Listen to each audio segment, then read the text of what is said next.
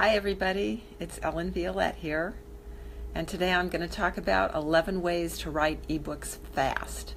I hope my throat holds out because I've been sick for the last week or so. But what we're going to do is we're going to get started, and if you have questions you can put them in the comments and I will answer them. Okay. So what I would like for you to do is to say hi so I can see who's there.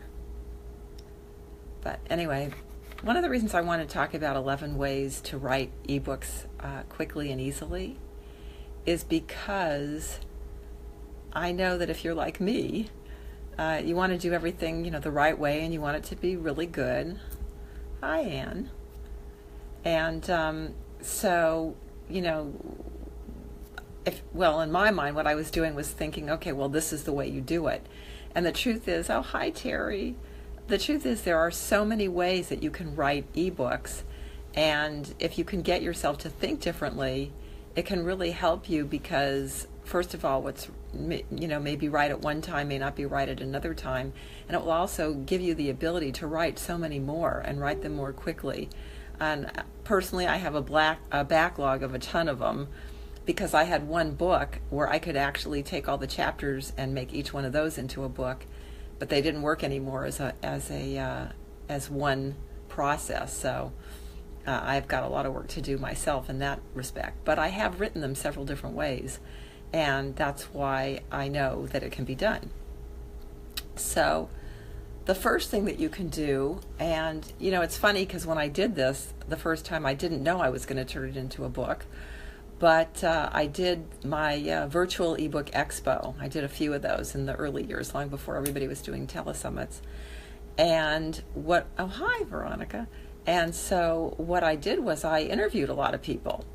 And then after I interviewed them, later on I realized that several of those were different ways to write ebooks. And so I could put those into a book. And so I ended up with a book of interviews. And those were done from audios, and that book is Real Easy eBooks, which is realeasyebooks.com. But really you can do ebooks from anything. Okay, anywhere that you have content, you can create an ebook out of it, and so I want to go through them. Now, first of all, there are different kinds of ebooks. So one is an ebook where you're talking about what you do in your business, and you're giving people like an introduction to you. That's one kind of ebook. Another one is just to do them straight Q&A. You can also do journals, and the fun thing about journals are that there's no writing. Okay, so you can just take a subject matter and add some quotes, and make it pretty, and you've got a book. And they're very popular. I see them in Staples all the time. So I know that that's another way to do something really fast. Now, and here's the thing, when you have your books in Kindle, it's great to have a book. It's great to have two books. But there's something about having a lot of books that affects people differently. And that's why it's something that I'm working on myself to get more in there, because with what I do, it's constantly changing. And so I pulled some of them because they had become kind of obsolete and have to be updated. But if you're in a niche where that's not the case, it's even better, because you do it once and it's pretty much done. So anyway, so let me go back to interviewing people. So that's what I did, interviewing people. And you can also have people interview you. So ironically, in the book that I have where I interviewed people, I also had guest interviewers interview me, because there were a couple of topics that I wanted to be the one to share, how to do them. So it ended up being done actually half and half, or, part one and part the other. So that was kind of cool. And then you can do it as podcasts. And as a matter of fact, I'm in the middle of talking with somebody right now where we're putting together a program so that you can get a podcast and a book at the same time, so that it's all done strategically, so that you have it all mapped out, so the book and the podcast come out the right way, and yet you don't have to recreate the wheel because you're getting the content while you're creating the podcast that's going to be the book. So that's another way that you can do that. Another way is a piece of an already existing book. And again, that goes back to what I was just saying a minute ago. I had a book, and the way it was originally written, it was about marketing, ebook marketing. It was called the One eBook Solution. And in those days, the way I taught marketing was very different than the way I teach it today, because we didn't have Kindle, we didn't have blogs, we didn't have WordPress, we didn't have any of this stuff. So it was a lot different. And so what I did was I had taken several different aspects, like joint ventures, affiliates, email marketing, just some different aspects, and each one was a different chapter. So now I can go back and I can take each chapter, and then I can say, okay, well, do I want to add more information on just this topic, and then just expand it. So that's another way you can do it. There are also other things, that you can add to books. So let's say you have a piece that's just a piece of an existing ebook, and you want to turn that into a book, and you can add summaries, and you can add quizzes, and you can add interviews with people. So there's a lot of things that you can do to bulk it up. You can have somebody ask you a bunch of questions and answer those and put those in the book as well. So if you do an interview where somebody's interviewing you or you're interviewing somebody, then you end up with about 40 pages per hour. So if you've already got a book that's maybe 20 pages or 25 pages or more, and then you add another 40 with an interview, you've already got, a 65, 70 page book. And I want to say something about that because, again, I used to be a purist, saying, well, it has to be, a long book, it has to be the right way.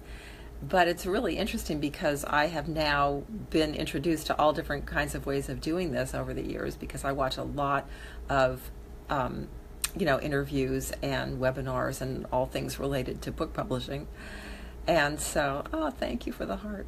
And so, and by the way, if you like it, give me a thumbs up, or, share it with other people. I forgot what I was saying there. That you can expand it. And, I did forget what that train of thought was. I'm sure it'll come to me later. But anyway, so, I know. So 40 pages, for an hour. And I've seen a lot of different people doing it different ways now. And I've seen some of them now where they have, they call them ebooks and they're 10 pages. I'm not saying you should do that. I still wouldn't want to do that. But the point is, when somebody goes and they look in Amazon and they see, you've got 10, 15, 20 books, if some of them are, very short, it's okay. It's still somehow, gets in people's heads that, you have a lot going on there because you have more books. So, the thing is you want to give a solution to a problem, and you want to give one that the target market wants, and that has money to spend, will spend it with you, and also will buy beyond just the book. Okay? So the next one is transcribing a PowerPoint, and I have written a book doing exactly that.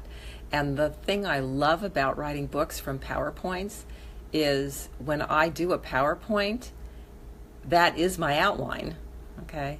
And so once I've got that outline, it's very easy to start, filling it in and writing it basically from the PowerPoint. So I really like doing it that way. So if your mind, and I didn't used to be this way when I first started, but over time, I've just gotten really good at being organized in my mind before I even do a PowerPoint, so that when I do it, it usually comes out pretty, chronologically, I won't say perfect, but right. And occasionally, I have to move a slide around here or there, but in general, they come out pretty much the way they end up being. So that is a really easy way to write an ebook if you've got a PowerPoint of something. And especially, if you do, like let's say you have a program and you do a preview webinar. Well, a preview webinar is a really good way to get a preview book to what you are offering as well. So that's why doing podcasts is such a great way to do it. Okay, and so, PowerPoints, webinars, whatever you want to call them.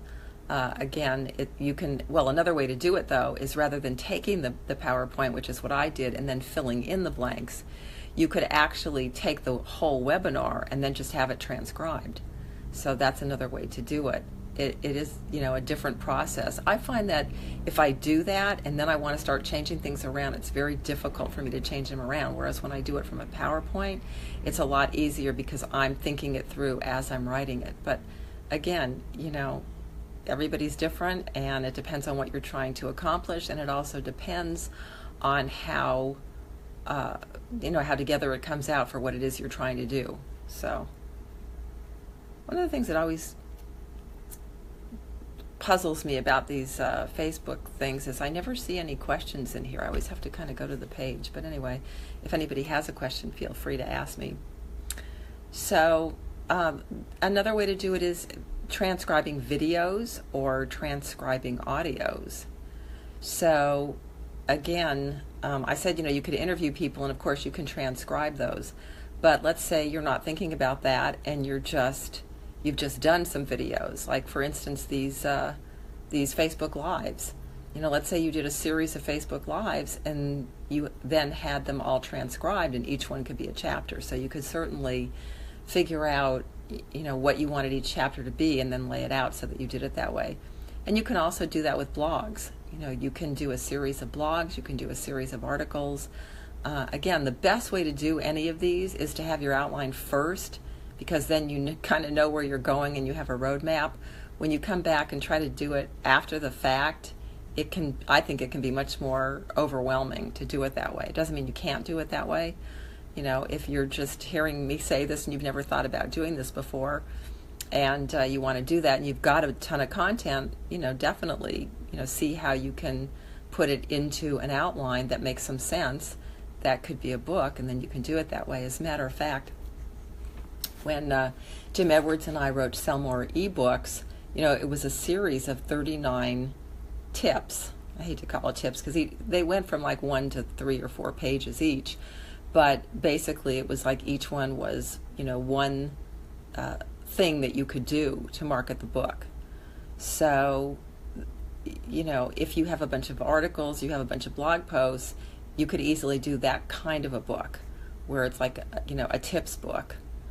So, each one, they kind of go in sections, but each one is still its own thing. So as I recall, the way we did that was he wanted to do it where we had the beginner ones first, and then we had the intermediate ones, and then we had the advanced ones. So that was how we set it up, depending on what it is that you're talking about. So it might be a chronology. When I wrote my book on moving, it could be, before the move, during the move, after the move. So if you had a bunch of articles. So it just depends, on what you have and what the best chronology for that is going to be. Okay.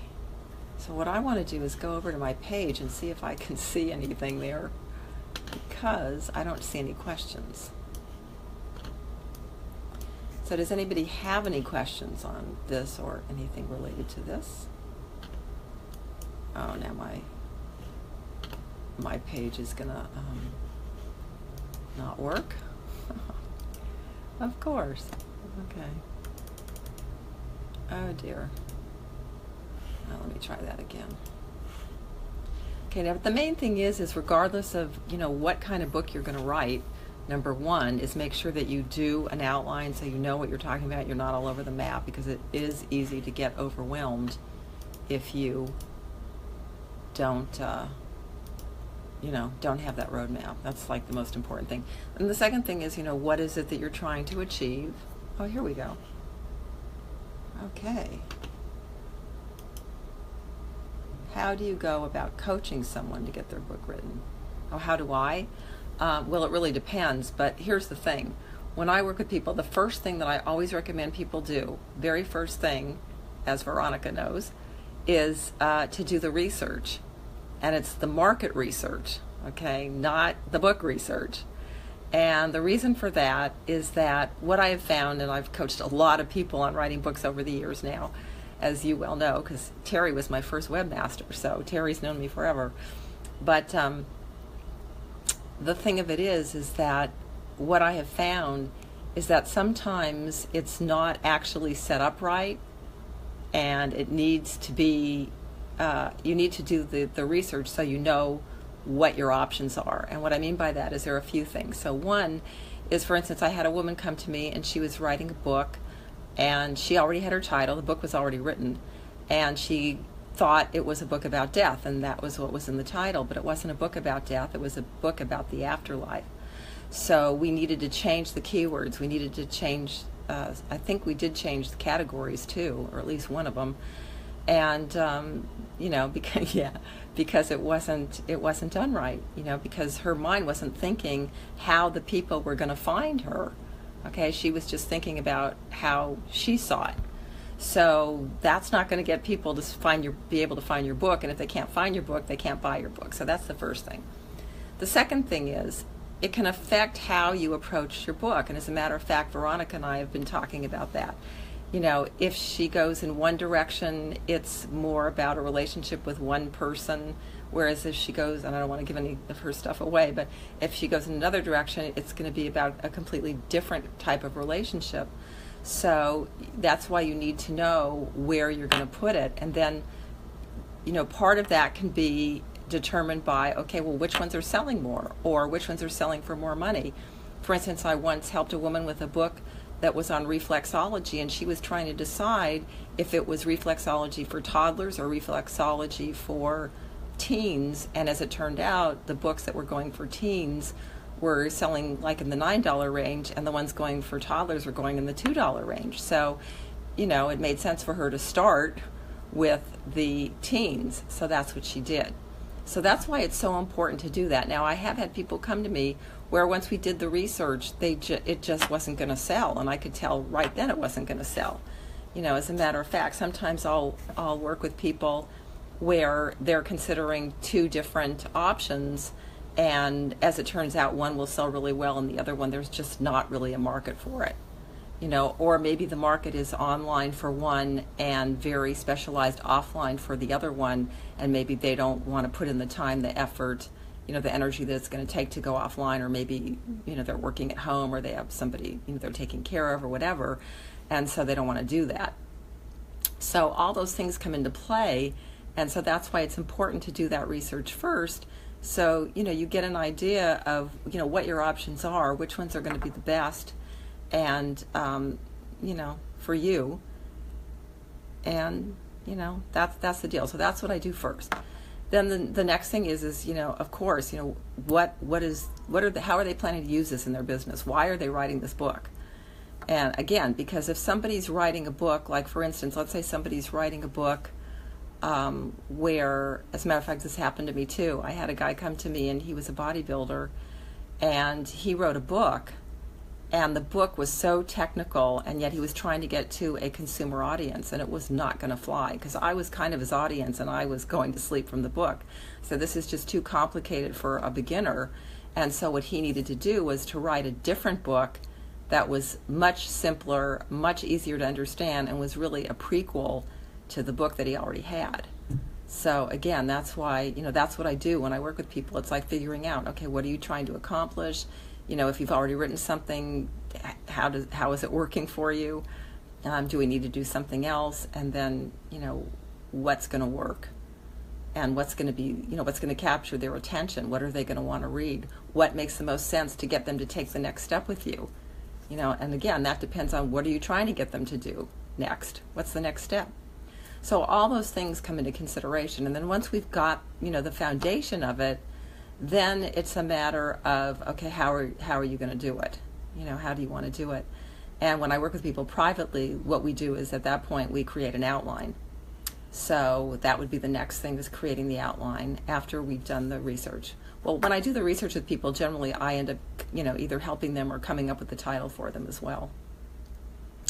And then doing the outline, and then it's really filling in the outline. And as far as filling in an outline, you can be as detailed or not as you want, and people are different. Some people feel like they've got to really map out every single point, and other people feel like they just need kind of, the overview, and then they can do it from there.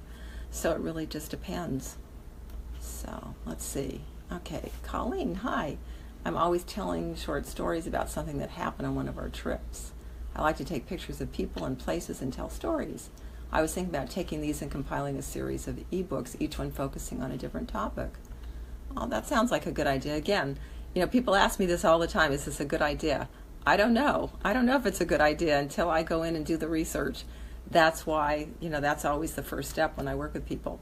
Now, if people want to try to do the, whoops, this is going to fall over. If people want to try to do the research on their own, you can go to kickitwithkindle.com, kickitwithkindle.com, and I have a free PDF there. There's also another free PDF on my website for 11 steps to creating a bestseller. So you can start with both of those. They're free. And that one is at bestsellerbusinessblueprint.com. bestsellerbusinessblueprint.com.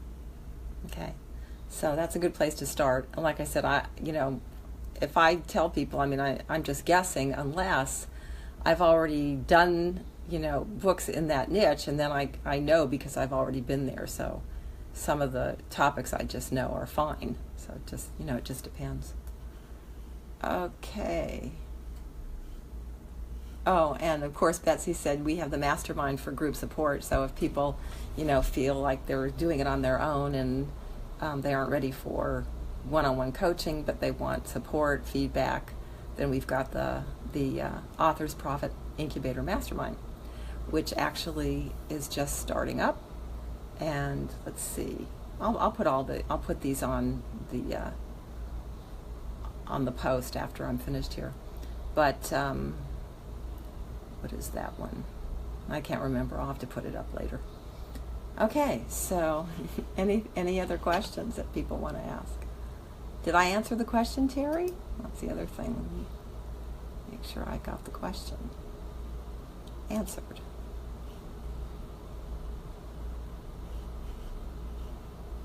Okay. Well, it looks like that's it for today, unless somebody else has another question. Okay. So I've been doing these calls like once a month and, doing some training and then, answering questions for people. So, you're always welcome to send your questions in ahead of time. And if you do that, there's always a good chance that the sooner you get them in, the more chance there is that I will answer them. But this month I didn't really have any in advance. So, and the other thing is, do people like this? Do you find this, find these helpful? Would you like me to do them more often, or is once a month good? So let me know. Okay, you're welcome. And Tara, if you want to talk, I'm happy to talk to you. You know that. Anyway, I do free bestseller blueprint consultations. So you're welcome to sign up for one. It's at http://ellenlikes.com/schedule free consult. ellenlikes.com/schedule free consult. Okay, guys, that's it for this one. See you later. Bye.